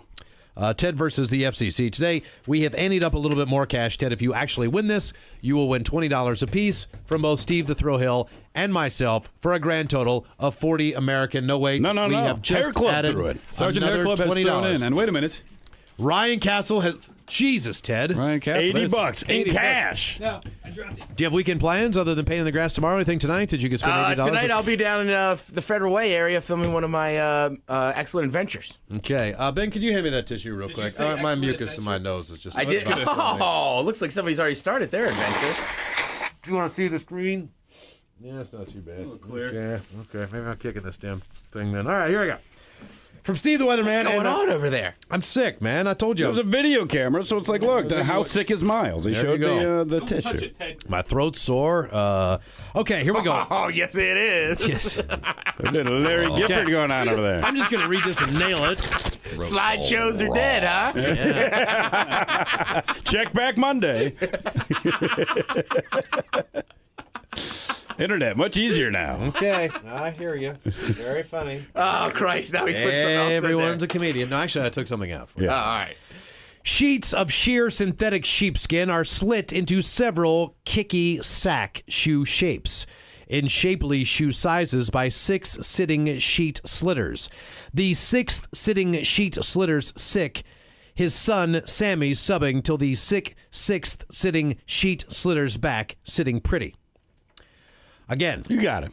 Yeah. Sheets of sheer synthetic sheepskin are slit into several kicky sack shoe shapes and shapely shoe sizes by 6 sitting sheet slitters. The 6th sitting sheet slitter's sick, so his son Sammy subbing to the 6th sitting sheet slitter's back sitting pretty. Bam, bitch. One time through, 3 times fast. Told you we weren't gambling. $80 on the line, Ted. Does Ted give me 20 if he blows it? No, you give him 20. I'm sorry. I misunderstood. Yeah. Didn't you find out how I got the sore throat? Oh, that's right.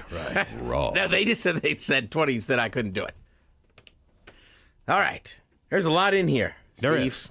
I guess there's not a lot of weather in Montana as you have time to do stuff like this. There's not. There's like 8 people there. Yeah. When he tells the people in the news studio what the weather is, he doesn't even have to go on TV. Western Montana. It's going to be hot.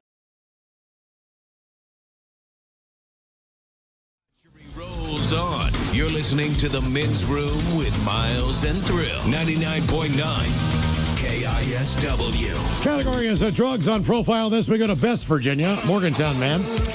Busted with all kinds of drugs. Best Virginia. I have never heard that. You know who I'm slamming. Right. Morgantown man. Yeah. Better than Charlottesville. Drugs in his house, but he also had some of the backside. Question is, would he have stuff up his anus? Tasty anus, yeah. Cocaine, meth, heroin, or fentanyl? And Nick, that is a question that we posed to you. Let us start with Miles Montgomery. Now, he's heard through the grapevine that Morgantown might have good cocaine. I haven't heard it. I just smelled it one time. Oh, that's it. There you go. Blind taste test. Yes. It was not cocaine. This is not my guy. So, Nick, with the big old... That leaves you and the Ted Smith. Both of you agreed that it was meth. It's West Virginia. It's in his butt. But it was not methamphetamine. No, my man had some fentanyl up the old tasty. Right. Still West Virginia. They still like that oxy-tip kind of thing. God, man. Yeah, for whatever reason. You think it would just relax your butt? Like say the bag it's in, it seeps out a little bit. Ask Stevie Nicks. I mean, would you just like, sorry, bro, it's... I think it would probably kill you. No. Stevie Nicks is alive. Well, right. But I think he was smuggling it. He wasn't planning on any getting out. He was smuggling, yeah. Now, for all TV news all the time, it's time for TV Time with Ted. And now, because your pathetic life is confined to countless hours in front of a talking box, the Men's Room presents TV Time with Ted. What a day today. Right? I went down there earlier. I was going to say, again, thanks to my friend Vanessa for hooking up the tickets. She was like, I got them. But man, seeing that stadium, also, it wasn't nearly as frigid as it was in 2014. No, not at all. What a beautiful day. Yeah, just gorgeous day. And Still nice out. It's unbelievable, man. I said to Miles earlier, if you told me to plan an event in Seattle on February 11th, make sure it's outdoor with 1 million people, I would have politely said, I'm not going to do that. But as it turns out, Mother Nature, apparently a Seahawks fan, said, a poncho? No. I'm going to make it nice, man. I know. And then the run's been like that, beautiful, too. Right? Because I was going to say, divisional round against the Niners. That was a gorgeous day. Mm-hmm. Right? Rams, we were out there all day in the sun. Good time. Yeah. And then today, the parade route. I mean, the water was beautiful. The sky was beautiful. The mood was beautiful. Some of Snoqualmie loves this. Now, they're hurting. I mean, sadly, their weather will be back next week. It will be. But also, I just want to give credit to people that came down to the parade. Like, I've never seen the light rail that crowded, right? Again, I got on at Northgate. There's only a couple more stops north of us. But even looking out there right now, I think everybody actually listened to what Transit Authority said and the cops said and took public transportation. And another thing I like about it, though, is you're right. That was a huge thing. But the fact that, and I get it, if you're S out of the cops, like, it's going to be ridiculous to get down here. Everyone knew that.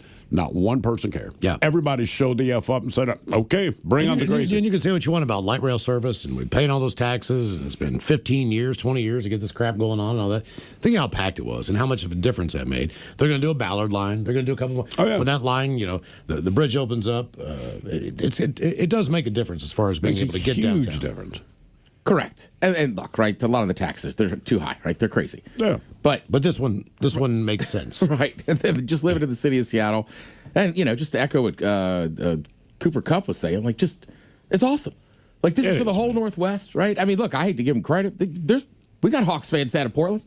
Sure you do. Oh, you do, for sure. I mean, look, man, my kid, he's a Ravens fan. I did not ask him to be that. Is by his own choice. And I know it's from watching me. But he took the day off from school to go down to the parade with his buddy. And he was excited because he's like, dude, it's still, I live in a city where and he's born and raised here, right? Yeah. So he's still like, but I'm seeing my city have this much excitement about something that we both recognize as being the most significant thing in sports. Yes, you could argue soccer, blah, blah, blah. I'm a football fan. But, like, he was stoked. Like, this is... Yeah. He did say one thing, till we get on the train, and, I mean, it's Hawks everywhere, obviously, and he just looks at me and goes, Dad, you're the only person on the train going to work. I'm like, I know. Once you can go all the way east about Coeur d'Alene, and that's going to be Seahawk country. Even if you go north into Canada, it's Seahawk country. When you start getting into the Wyoming, Montana then area, it goes Broncos. That blends or Broncos Hawks. a little bit more. You get some of that. Also, for years, Montana, like those states, to me, we always called them open territories. Yeah. So, like, right, you'll meet some old school fans of Washington or Dallas or Niners just because they were good in the 80s and 90s. But you're right. All those people, most of those people, I mean, every summer I go to Montana, you could find plenty of Seahawks fans. I'm sure you can. Regina in Canada loves us because of John Ryan. Correct. They got to be Australia. Australia's got to have a bunch of fans now. The pettiest thing is Portland, though. They have a ton of Seahawks fans down there. I had a buddy who worked for the affiliate that used to run the Seahawks in Portland. Yeah. Okay, so when they promo the team, they can't say Seattle because people get pissed because they're that petty. It's kind of like the Baltimore-D.C. rivalry, like where D.C. doesn't even know there's a rivalry. But for whatever reason, Baltimore's a little bit of a chip. I don't get that. Yeah. Would you like me to explain it to you? Yeah. We don't get federal funding. It's the largest independent city. Everything that happens in Baltimore is paid for, but not the county. You don't live in the city, you contributed nothing. It's like those stadiums and all that, like Baltimore County skated on that, that's why. Okay. So when you look down the road and you're like, well, you get the Smithsonian, and it's nothing against D.C., but you just go like, we're 37 miles away. You get the Smithsonian, everyone paid for them. We got some rickety-ass boats in the harbor. You know what I mean? So that's the attitude, and it just permeates to everything. But you're right. Like I always said, like when I was a kid, right? Like the National Aquarium's in Baltimore. It is, but you got paid. Right, so you do. But I always thought of Baltimore the same way. Like, well, that first year, what was that, 2000, 2001, when the Ravens won? Yeah. Like, I was like, all right, good for them. And it wasn't until I worked at a sports station in Baltimore. You didn't know everybody up there. And I was like, oh, you guys kind of hate us. Hate you. Right? That's kind of what Portland is the same way. Yeah. Like, because I had to go down there a lot last couple summers. You can say Washington in front of the name. We weren't that petty. Right. Well, the Sounders and the Timbers, obviously. That's Sounders pretty Timbers. And Portland and Seattle basically start becoming cities around the same time. Seattle got Boeing. That helped out a ton. Well, the thing is, I watch Trailblazers games just because, that's the closest thing we got.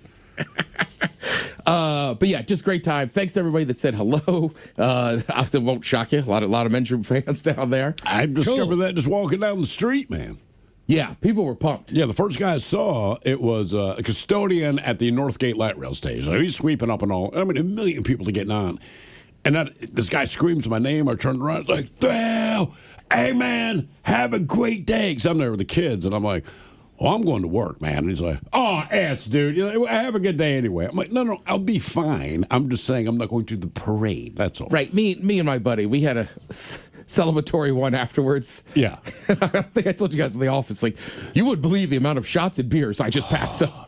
I haven't said, man, you should have. I said, do Fireball. Right, but I'm telling you, and then it felt like I ran into every bartender I have ever met in my life down there at that stadium. With a flask or something. It was awesome. I don't know, you did it because you even made the comment, this is in the office, man, I mean, like, everyone's offering to buy me shots, and you know what I mean? I was good. I didn't do it. And I just looked at Ted and said, there's no chance I'd have made it out there okay. Also, I know me. I'd have been hammered. I just know how much you value your sleep and to actually get up that early. I never get up at 6:30 I know you're unless dying. it's a sporting event.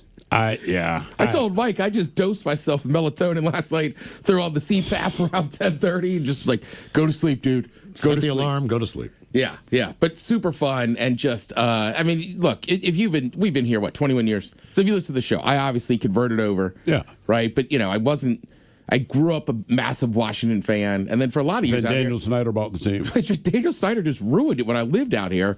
But then you start hanging out in the community. And then there was a couple of years where we just went to all these games for free. So I just became a fan. So then this year, especially after going to London, then going to Munich, I just felt like so much more invested. So it's just so much cooler this time around than the last time.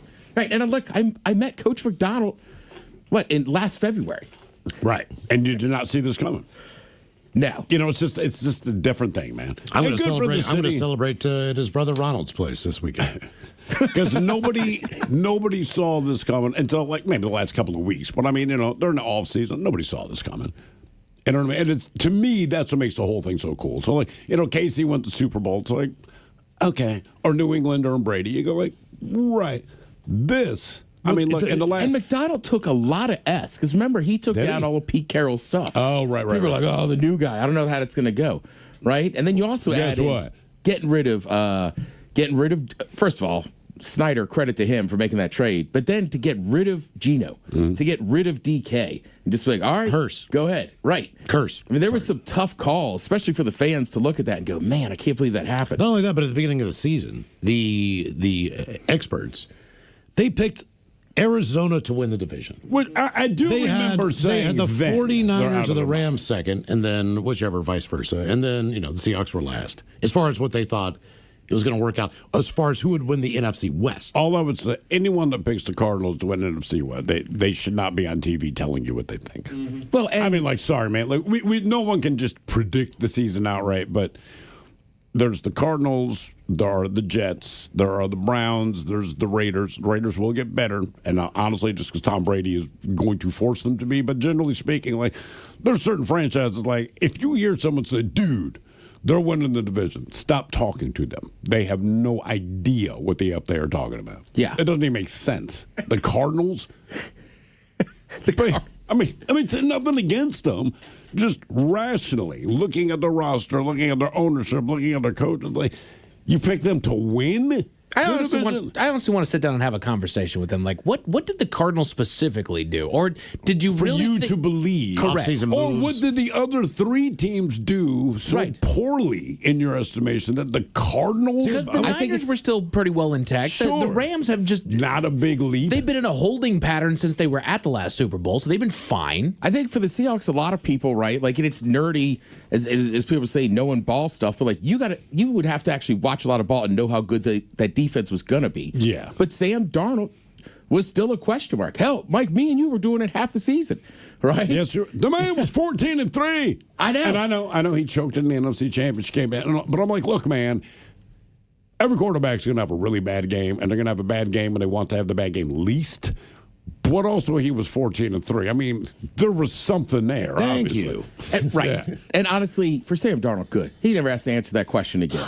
Right? For Cooper Kupp, having the Rams don't take him. He's hurt, blah, blah, blah. Good for him.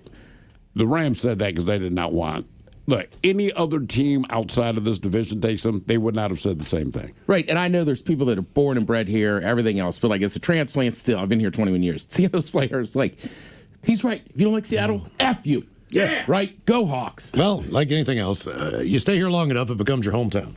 Yeah, for sure. You know, But they had so much pride today. It was great to see, right? We always have issues with who we like, don't like. I was yelling at the mayor. I was yelling at the governor. What'd you tell? By the way, I just want to say real quick, Hank Kilmatic here on YouTube says, and by the way, the Cardinals are the oldest NFL franchise, but he says the Cardinals have been a franchise since 1898. They've been to the playoffs 11 times. Yeah. You tell Governor Ferguson, thank God you moved out of our building so we have to deal with it. The dignitary bus just happened to be in front of us. And we were like, there's the mayor. Glad you're on 805th. Didn't like the detail, brother. It was funny. It was dignitaries, then Blitz. Thank you, Tim. We appreciate it. Headlines coming up. You're listening to The Men's Room.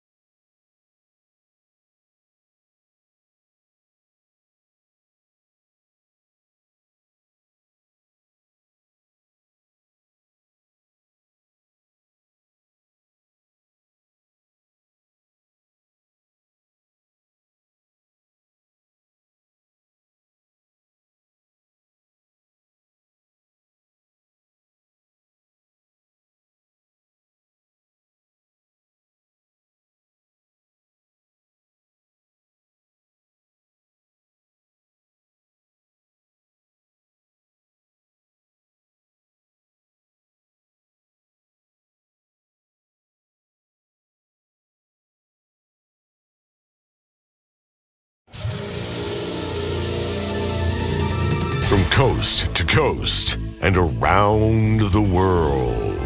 If it's not important, you'll hear it here, exclusively on In Action News. Here now are Stone Ledbetter and Felix Foxworthy. Good afternoon, everybody. Felix Foxworthy here, working solo. Let's get to it. Tonight, the total is up to 200 people arrested after movie theaters started cracking down on their no outside snacks rule. But first, gas prices have reached an all-time high. I'm here. Oh, how nice of you to join us this afternoon, Stone. Oh, please spare me the sarcasm, Felix. I'm in no mood with the day I've had. Don't stress it, Playboy. I got your back. Well, I appreciate that, but now that I've composed myself, I would like to just do the broadcast and get this nightmare behind me. Hey, don't let me stop you, Rip Van Winkle. Rip Van Winkle? Are you implying that the reason why I'm late is because I overslept? It happens to the best of us, Playboy. We run the afternoon news broadcast, Felix. Rip Van Winkle slept for 20 years. That includes afternoon, Stone. I know the story! Please, let's just do the news. All right, now, yes. Gas prices have reached an all-time high. Oh, well, isn't this just the perfect story to start the broadcast? And why is that, Stone? Because, coincidentally, the reason why I was late getting in this afternoon was because my car was out of gas. Oh, I see you fell into the old "I'll fill it up tomorrow" trap, huh? I truly don't understand how. I hardly ever let my tank get below half empty. You mean half full? Bonnie, please, let's just move on. In other news, more and more people are turning to a fragrance-free lifestyle after unnatural fragrance sources have been found to contain harmful chemicals. So people are fine with being stinky. Well, not quite, Felix. There are other ways of limiting fragrances and maintaining an appealing scent. How? Jumping into a rose bush on the way to work? Now, don't be ridiculous. It's about cutting out unnecessary chemicals, not living life worrying about smelling of BO. Bull ovaries? Bull ovaries? What are you talking about? You said B.O. I thought that meant bull ovaries. Okay, first of all, that is stupid, Felix. Second, bulls don't have ovaries. Bulls are male. And B.O. refers to body odor, Felix. People want to cut out unnecessary chemicals and worry less about body odor. Not for me, man. I always want to smell good. Speaking of which, I've noticed your new cologne. Cologne? What cologne? The one you're clearly wearing, Felix. I smelled it as soon as I walked in here. Though I must say it's a bold choice. And why is that? Because well, frankly, it's not appealing at all. You smell like yard work. Oh, that's because what you're smelling is not cologne, Stone. Then what is it? Most likely what you're smelling is the gasoline I siphoned out of your car last night. You what? In the parking garage last night, I siphoned gas out of your car. Why would you do that? Probably because he needed gas. What Bonnie said. I thought it explained itself. Me too, girl, but some people miss the obvious stuff. This is unbelievable. Let's go to break. It'll give me time to kill Felix. See, that's not nice. Oh, hi. Congratulations for being you. You have one job. Go and subscribe to the YouTube channel and social media pages at In Action News. I did it slowly for you. From coast to coast and around the world. If it's not important, you'll hear it here. Exclusively on In Action News. Here now are Stone Ledbetter and Felix Foxworthy. Tonight, the man who swore off social media wants to clarify that does not include OnlyFans. But first, the curse of the mummy. Long-time stuff of legend and movie fodder is now being considered a real possibility. All this after famed archaeologist Seymour Hersh died early today. Why do I know that name? Dr. Seymour Hersh. Dr. Seymour Hersh is the man who discovered the lost tomb of the Egyptian king Akhenaten. After 10 months of excavation, he found it yesterday. Oh, yeah. That was a big deal, man. Not since Howard Carter discovered King Tutankhamun's tomb over 100 years ago has there been a bigger discovery in Egypt. Wait a minute, wait. Wasn't Tutankhamun's tomb cursed? Some people say it was. Howard Carter opened the tomb of King Tut, and legend has it that his pet canary was then eaten by a cobra being the ancient symbol of the Egyptian hierarchy. Yeah, that sounds like the canary's problem, man. Wrong place, wrong time. Agreed. However, another archaeologist, a Zahi Hawass, excavated a different tomb, and on that very same day, his cousin died. Exactly 1 year later to the day, his uncle died. And then 2 years after that, his aunt died. Sad, but again, man, that's a them problem. Fair enough. But this most recent curse applied to Seymour Hersh, and only Seymour Hersh. You think Hersh was cursed? Well, after opening the tomb, his kidney burst after he died of thirst. You're telling me that Hersh was cursed because he died of thirst and his kidneys burst? I'm not saying Hersh was cursed, but on the day he opened King Akhenat's tomb, he died of thirst and his kidneys burst. Hersh was in the desert, man. Hersh should have put his thirst first and worse. But say the situation was reversed and Hersh's kidneys didn't burst after he died of thirst. Would we all be immersed in the talk of a curse? Or was this his plan all along? What do you mean? Did Hearst rehearse a curse, pretend to die of thirst, and then reimburse everyone to fake that his kidneys burst? Possibly. But it could still be worse, and Hearst died of a real curse. Can you reverse a curse? I admit I'm not well versed in a thing that's a curse. But if I could reverse a curse, I'd reverse the curse on Hearst first so he wouldn't have died of thirst and had his kidneys burst. He should have brought his wife. You think his wife could have saved his life? Could she reverse a curse? We should find out that first. I don't know, but I do think that his wife could have saved his life. Instead, she has to live with the sadness and strife. But his wife was a nurse who surely would have told Hearst to put his thirst first so his kidneys didn't burst. Seymour Hearst's wife was a nurse? She was. His wife could have saved his life. Instead, Seymour Hearst died of a curse that prevented him from putting his thirst first. And now he's in a hearse. That's driving in reverse. Felix, be more sensitive. We're trying to have a serious conversation. Yeah, you're right, Playboy. My bad. We'll be back with celebrity birthdays.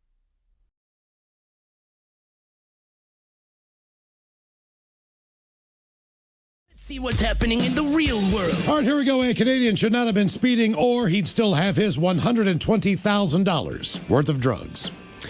Meanwhile, a jewelry thief escapes on a four-legged walking slug. Man finds his lost prosthetic leg when it washes up on a beach 14 miles away. A woman plans a 70-mile charity run through the mountains, and she's making good headway. And a dog walker in England finds the ideal chew toy on a stroll. It is time for your headlines.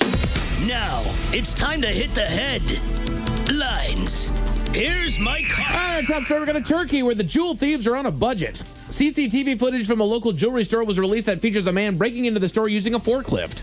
He used the lift to open the shutter doors of the store in order to make his entry. He then proceeded to drop a shelving unit onto the glass cabinet containing jewelry, which he scooped up as much as possible before making his escape to his getaway vehicle. Now, he's not dumb enough to use the forklift in his escape. No. He jumped aboard a donkey instead. Footage shows the man trotting down the road, riding ass to flee the scene. Unfortunately, he was eventually tracked down and faces some harsh penalties. His getaway vehicle was a donkey. I mean, look, I'm not a criminal mastermind, man, but I think if you just ran the idea in front of me, I'd be like, I like everything you're doing until you get to the donkey. I don't think that's your best plan of escape. Do you know what your first word is when you jump onto a donkey to escape? Punch it! Punch that ass. Sorry. In other news, to England, where you can find almost anything while out on a walk. A woman was walking her dog in a local beauty spot when she noticed something unsettling at a nearby dumpster. A severed human foot. She quickly called authorities, who arrived on the scene, and an investigation began, but it didn't take long for them to figure out something rather important about this foot. It was just a misplaced Halloween decoration. Oh. Turns out that it belonged to a local farm that hosts a pumpkin patch during the spooky season, and this particular prop had been forgotten and happened to quote-unquote grow legs to make its way to the dumpster. It's been properly disposed of. I'm all full of jokes today. To Ontario, where the criminals forget the number one rule of breaking rules. Officers were able to bust a man carrying quite the drug haul. He was found in possession of cocaine and oxy, worth a combined total of $119,000. And how did they manage to find this upstanding individual, you ask? He was going 60 and a 35. Dude! I mean, we've been saying this as long as we've been on the air. I'm not encouraging you to be a drug mule. But if you are, obey the traffic laws. Right. That's all. Wear your seatbelt. Make sure your brake light isn't broken. Do the speed. All the basic frickin' thing. Use your blinker. Actually yield to deal. You know why? Because you got drugs in your car. Exactly. $119,000 worth of drugs in your car. Man. You need to be as low on the radar as humanly possible. Absolutely. It was also discovered that he was driving on a suspended license as well after he was pulled over. Does not surprise me. But the point is, they didn't figure all that out until after they pulled your dumb ass over. He's now facing a ton of charges, and the drugs were seized by authorities. I don't think they had pulled him over yet. I think that they ran up behind him after they caught him going 60 to 35, clocked him, and were like, wait a minute, this is a suspended driver. Dummy. Like I said, I really feel that there should be a $150 fine for the crime of being stupid. And 60 to 35, come on. Right? That's what I mean. That's just dangerous. Yeah, exactly. And you got drugs in the car. In the UK, a local woman is doing her part to raise awareness for prostate cancer. Miles, this is right up your alley. The horrible disease is known to most people, as it takes the life of one man every 45 minutes. But just in case it's not on your radar just yet, our gal here is doing a little fun run. She's taken herself 70 miles across the Black Mountains in order to raise money and awareness, all while drawing a massive image of a penis as her run path. She's currently got her fundraiser up on justgiving.com. I've done it. Yes, you have. You and Ryan were going back and forth. Oh, yeah. I sent him a huge Wallingford penis. A Wallingford penis. From Gasworks all the way up top. Man, it was perfect. And the thing is, I really had to map this thing out. Yes, you did. Because if you go a little the wrong way, man, it's kind of like an Etch-a-Sketch. All right, distended testicles. You screwed it. Do you, like, run through people's yards? No, I looked at the map one day, and I just saw this huge penis. And I'm like, I got to do this. So I figured out a way to wind my way around, man. It's probably like 4 miles or something like that. But that's my screensaver for whatever he calls it. It's just this huge map penis. But just in case that story left a bad taste in your mouth. Thankfully, there's good news. Over in England, a woman is happy to have her mobility back. She was enjoying a day at the beach about 10 months ago when she was suddenly knocked over by an aggressive wave. The impact was so hard that it knocked her down and out of her $2,700 titanium prosthetic leg. As luck would have it, the leg was swept out by the wave and disappeared into the water. She and her party searched for the leg but were unable to come up with it until they got word that it had been found by nearly a year later, about 15 miles away from where she had lost it.